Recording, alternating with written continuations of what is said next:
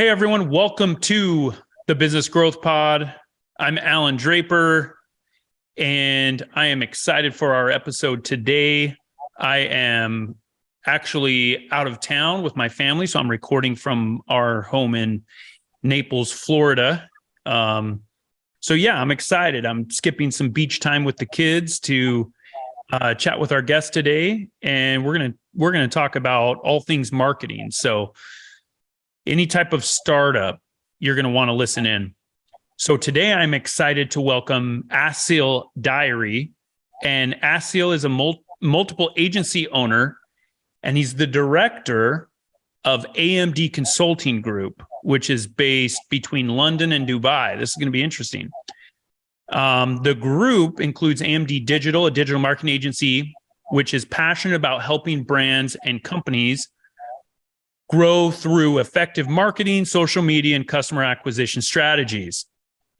And his passion for growing brands, companies, and working with celebrities allowed him to create an ecosystem that exposes him to all aspects of business marketing and advertising. So I'm excited for our conversation. Welcome to the show, Assil. Thank you so much for the intro, and thank you for having me as well. I hope I don't cut in too much into your holiday time, but it's a pleasure actually getting to speak to you today. Yeah, for sure. Well, tell me a little bit about for those who are listening to just the audio. I can tell that Assil he looks a lot younger than I am, and so I kind of want to hear about his start because I have a lot of younger entrepreneurs that listen to the show. So tell me a little bit about how you got started and a little bit about your entrepreneurial journey. Absolutely. So I think, from my side, since I was very young, I was really into business, always looking into ways of making money as a young person, with different side hustles at school, then, going into uni, selling sneakers and so on. So I always had that sort of passion for anything, related to business. After finishing uni, of course, like everybody, like a lot of people, I decided, to go for a nice corporate job. I used to work for Gartner, and I was basically doing sales and marketing consulting for tech startups. So I did that for about, I would say, a good 3 years and a half, growing through, I would say, the corporate ladder, and as well, managing different countries, different teams. And I got to a point where I was really working with a lot of entrepreneurs, a lot of tech founders. And the main thing that I was hearing a lot about is they were very confident about what they were building, but whenever it came to actually marketing or selling their solutions, that's really where the main pain point came from. So from hearing that so much, I was like, there's definitely something to be done on the market. And I decided to start AMD. So originally I started AMD by myself, getting my first couple of clients, my first case studies. And luckily enough, I had my first client within the first month. And that came from the amazing work that I was doing for one of my previous clients at Gartner, who told me, listen, I know we have a non-compete and you cannot work with me right now, but I have one of my peers right now that is launching a startup and I would love for you to basically work with him. So that was, a very, I would say I was really blessed in terms of the way I started because I was able to start straight away with clients. And throughout this sort of journey, I got into multiple things. I got into advertising, which is the main focus of my business. But I also did, affiliate marketing. I got into e-com. So I really looked at the different aspects of, marketing and what I could do with it. And of course, I got into influencer marketing by working with some celebrities and connecting them with key brands to have engaging sort of campaigns. So this is a little bit of, regarding my journey. I know it's, it was very standard, starting for a business and then getting into my own business. But nevertheless, it was not really the easiest path because again, I got into a business where I was by myself in a country that was foreign to me, which was the UK, and working with clients, all over the world as well. Gotcha. So where are you originally from? So I'm originally from Libya, but I'm also Swiss.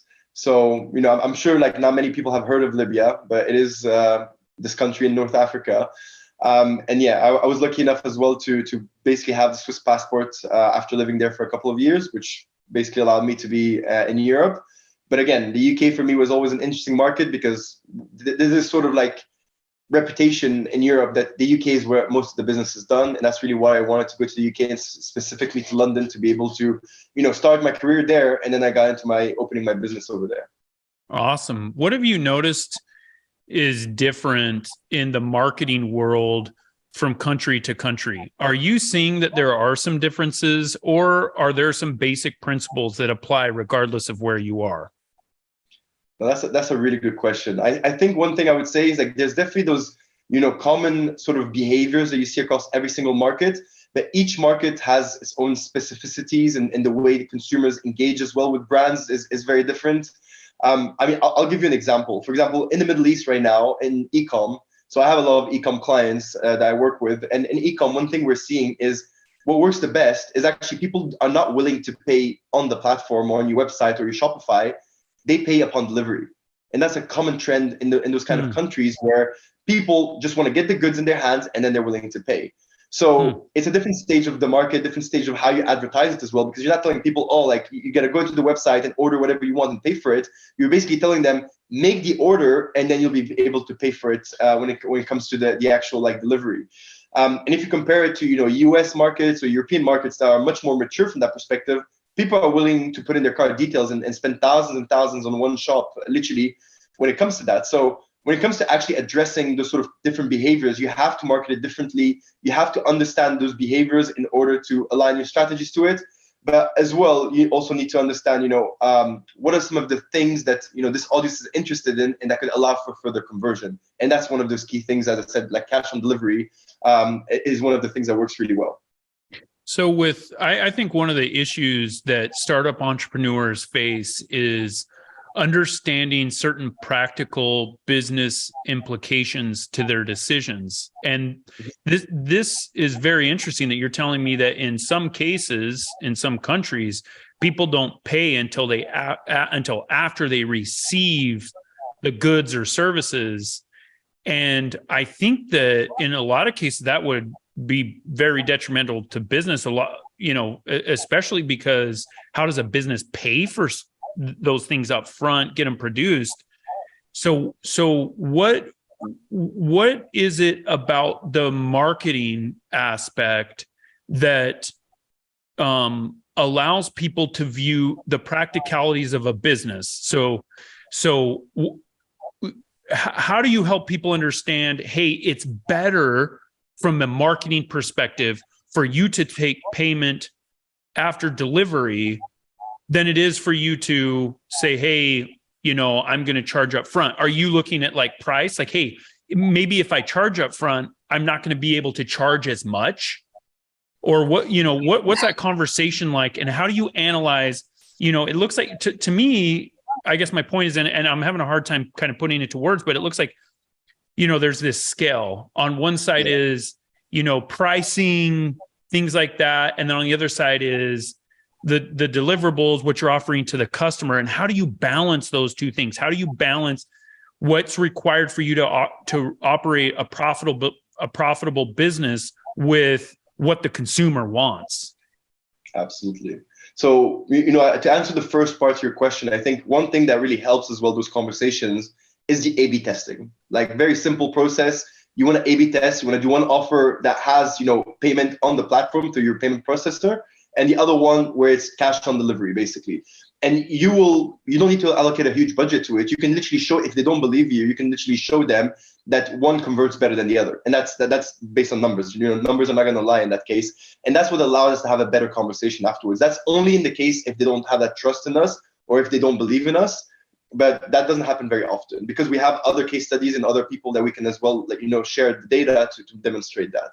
The second element is you need to have a very transparent conversation with your customer or the person you're advertising for, because you're going to need to understand from them, do they have enough cash flow to support this business model? Because it is a totally different business model. It's not like traditional e-com where your Stripe or whatever payment provider you work with is going to send you the money straight into your bank account. It's not like that at all. Like, it's very heavy on cash, as I said. Sometimes you might want to have delivery guys with like card machines. It really depends on which market you operate on, but it's a bit more rudimental way of doing e-com. So that conversation of cash flow, of understanding as well, stock, understanding as well, if these are things that they're able to execute on their side, and if it's feasible from a numbers perspective on their side, we'll definitely look into it.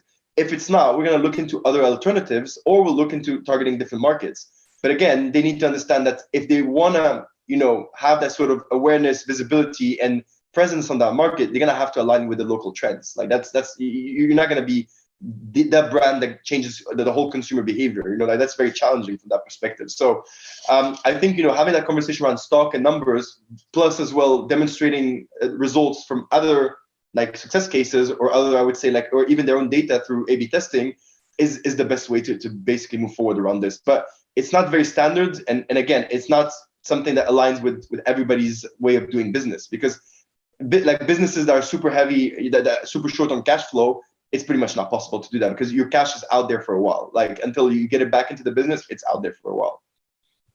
Yeah, it's interesting because as you were kind of explaining that, it made me think about how much you can learn about your business through marketing. Marketing is a way for you to get your thumb on the consumer pulse before they become your customer, which is very interesting. And if you look at it, if these entrepreneurs and these small business owners, they look at marketing as not just an investment in future top line growth, top line revenue. They look at it as, hey, I'm improving my company. I'm learning what the consumer wants. I'm doing kind of this testing. I'm finding out if, what my price needs to be if I want money now, and if it's worth it, if it's worth the risk of returns or, declined orders or whatever. And I think there's just a lot you can learn from the industry that you're in, what the people want, just through marketing. And there's a lot of people, Assil, that they're not using digital marketing, especially in my world, right? I do a lot in home service businesses, pest control companies, landscapers, pool cleaners, those types of things. And a lot of times they're just marketing through word of mouth. But it seems like when you're spending money on ads, on building a robust website, on SEO, you're able to scale, obviously. People know that, but you're also able to scale your operations. Now, the question is, how much of our operations should be driven by marketing and not vice versa, right? I think it's the chicken and the egg thing. Yeah. Because sometimes salespeople, marketing folks are wanting to change how we do things so that it's more attractive, so they can sell more. But the operations folks are saying, hey, no, this isn't who we are. This isn't what we do. What's that balance? Let's talk about that a little bit. I think you touched base on a really good point right there, which is, I think it's about balance. For me, it's really about balance. You want to build a sustainable business that is not fully dependent on ads or digital marketing. So as you said, through referrals, through word of mouth, through your own local sort of way of doing advertising. I think that's really important. But again, if you're looking to scale and scale with the resources you have as well, I think digital marketing is key to that. You're getting more visibility, you're getting more awareness around your brand. People are hearing more about you, and it gives higher chances of people actually working with you. So that's a fact. So it's more about putting yourself out there. And I think you mentioned, for example, maintenance and gardeners and landscaping. I think that's a great example right there, because what we've seen recently, and I work with a couple of these businesses, during summer, for example, we ran a campaign for a landscaping business and we did lead generation for them. What they saw is that we're getting a cost per lead that was, I think, between like $7 and $10 per cost per lead. And we understand that their services can last a few hours and it's above $25 an hour. So what they did is they had bookings for the whole summer, but they also know that allowed them to stop the campaigns midway through summer, because they had so many people that were ready to, use their services, again, from a retention perspective, use their services, and they were able to grow the pool of people they were engaging with, and that they can send offers to, that they can, offer their services to, essentially. So I think, from that perspective, they had a really good brand awareness locally, and, we're known, but again, they just had to expand through, I would say, a little bit more around the region, but also increase their presence in that local market they were in, so that more people heard about them that they didn't hear about from. They also saw, a lot of, I would say, people that might have heard of them before, but have never asked for their services. So again, you're creating an ecosystem where people are talking about you, they're seeing you, and they have more reasons to inquire towards your services. So when you're talking to somebody that's relatively new, they don't have a huge marketing budget, they're a little nervous about it. What's that conversation like from your perspective, and how much are you recommending that they spend on, pay-per-click or SEO? Like, what's that conversation like because a lot of people that I talk to, they're really nervous about it. And ultimately they'd just be investing in themselves, and they need to take that leap, just like starting their company. It's a very similar experience with marketing and doubling down on yourself and your company. But what do you say? How do you, talk these people off the proverbial ledge to convince them to invest in their company? I think, one thing I'll definitely say is, for people that are just starting a business, like literally, like let's say in their first 6 months of that journey, I would say, try to invest in areas that, are not that costly, I will say. You can do so much with, like your very limited resources, that I would not really advise all businesses to start with, digital marketing. Once you reach that sort of point where you have a couple of clients, you have some brand awareness, you started to create a reputation, you have some reviews, that's when I think is a really important time to start investing in digital marketing.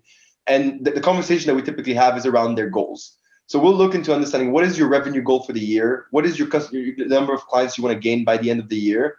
And we'll look to as well understand, what is their full capacity? Because one thing that actually happened to us in the past is working with somebody where we got into the limit of the capacity and they're saying, I cannot take on more clients anymore. And we still had, things running. And that's something that people don't think about as well, is you have to ask, what is their limit capacity? What is their stock? How much can they offer realistically? So once we have that conversation, we try to align the strategy to their goals, to the stock they have, or the capacity they have. And I would never recommend, again, spending thousands and thousands. What I recommend is starting with what I call a testing budget. That testing budget can be, $1,000, $2,000. And for a few people, it can seem like a lot, but again, from a digital marketing perspective, that's nothing. That's peanuts. And with that testing budget, what we'll look to understand is that, what are these campaigns that are effective at getting you customers? What are the ones we can optimize? And what are the target audiences we can engage with that you might not have thought of from your side, but we can see potential in? So to that testing phase of about a month, we'll understand what's working, what's not working, what needs to be optimized and scaled, and we can give really good feedback. So the good thing about digital marketing is that you'll see results within the first month typically. Like it's very, unless you do B2B marketing, it's very rare that it takes you months to see results. Otherwise, something is wrong and it's not working. So in order to have them, have that sort of like confidence in moving forward, it's also about aligning, that spend to the return on advertising spend you can get. So if we're aiming to, for every dollar that you spend, get you $3, we got to look into the numbers and look into if that's a good number for you. So we set those goals, we set those expectations, and through that month of testing, we'll be able to give more realistic numbers in terms of what will be needed from a cost perspective. So I think, what's essential here, and just to really summarize it, it's about starting low, testing the different audiences, different campaign types, and understanding what's working for you as a business. And from there, you can look into scaling and spending much more. So realistically, unless you do that test, you won't be able to have that confidence. I can share with you, of course, thousands of case studies to try to convince you, but I understand, because I was there as a small business owner that has put maybe all of your savings into a business. It might look like a lot of money, but again, you gotta think about the opportunity as well that this can bring you, like the amount of scaling it can bring you, the amount of revenue it can increase. Resources, realistically, you'll have a certain cap that you can reach. And of course, throughout the years and throughout time, with referrals and word of mouth, it can grow. But again, you want to sort of like boost that sort of reach and boost that engagement in order to get the returns you're expecting as well. Yeah, 100%. I think one thing that the startup entrepreneur needs to know is that a lot of learning and research goes into marketing. So, and I've heard this a lot from people that they put $500 into a budget, didn't get a single lead, whatever. Yeah. Right. Or maybe they got one, it wasn't a good lead. They're like, yeah, my ROI is bad. And if you're just looking at it in terms of, what did I get versus what did I learn, then it's really hard to get out of that learning phase. But if you look at it as, hey, I paid $500, but look at what I learned. Like, hey, maybe when my geo targeting was off, or maybe my landing page sucked, or my call to action sucked, or whatever. If you look at it as, hey, I'm learning something and I'm getting better, you didn't waste that $500 or whatever the budget was. And the other thing is, a lot of people will quit, Assil. right? They'll quit. They'll invest. They'll say, okay, I'm going to invest a couple $1,000s. If it doesn't work, then I'm done. And that's the wrong attitude with digital marketing, because you just paid to learn a lot and you're quitting right as you're starting to learn. Have you had a similar experience with it? Absolutely. I'll have to say a couple of things. Like, first of all, we might be, like right now having our established businesses, but I can definitely say that I launched a good, like a good amount of businesses that failed as well. And from those failures, you learn a lot. So I think that's one really important element. The second element, as you mentioned, a lot of people give up after they have like this amount of time and amount of money they're looking to invest. Once they run out of time or money, they're like, I'm done with this. The reality is, unless you dig really deep into your audience, into your solution, the problem it solves, or like all the key research that needs to be done around what you're looking to offer, you will not be able to move forward. So from those mistakes, I've seen people literally like spend thousands and not make a single sale from those thousands spent on digital marketing, but they learn about their audience. They learn about how they need to develop or improve their product. They learn things that they would not have learned without that spend realistically. So, and they bounce back from that failure and literally like reposition their solution, rebranded, or change like their pricing model, anything like that. All of these pieces are extremely important to get us feedback in order to make those improvements to get into the right direction, I think. So I've had very similar cases, but one thing I'll have to say to everybody out there, giving up is the easy route. And I think as well, you need to give it more time, more effort to really see if this is something that is for you. I'll definitely agree. Some people are not made, to be entrepreneurs. That's a fact. But for the ones that really believe in themselves or believe in what they have to offer, you need to give it more time and you need to give it more effort, because otherwise you'll never really know. Love it, man. Where can people reach out to you to learn more about what you guys are doing at AMD and, everything that you know about marketing and kind of learn from your experience? For sure. So, I mean, like they can definitely, I would say, reach out to, like, check our website, reach out a little bit, what we've been doing. So it's amd.digital. So I'll pass the www, but amd.digital. And the .digital is the domain name. So because people say like, where's the .com go? But like the .digital is basically where we are. You can also reach out to us via Instagram. So AMD_digital. And you can reach out to me directly on Instagram as well. So that's Lord_of_Sahara, like the desert of Sahara. So that's my personal one. I use it for my personal brand and for my other businesses. So feel free to reach out. But these are the channels that you can definitely use to basically engage with us and speak to myself or my team and see how we can potentially help you. Cool, man. Well, thanks for your time, Assil. Wish you nothing but success and, appreciate you, man. No, I appreciate the time as well. And thank you so much, Alan, for the opportunity. And I wish you the same success as well. If you have enjoyed today's podcast, please leave us a rating. And for daily inspiration and business tips, follow Alan on Instagram. Until next time, remember, we build the future one entrepreneur at a time.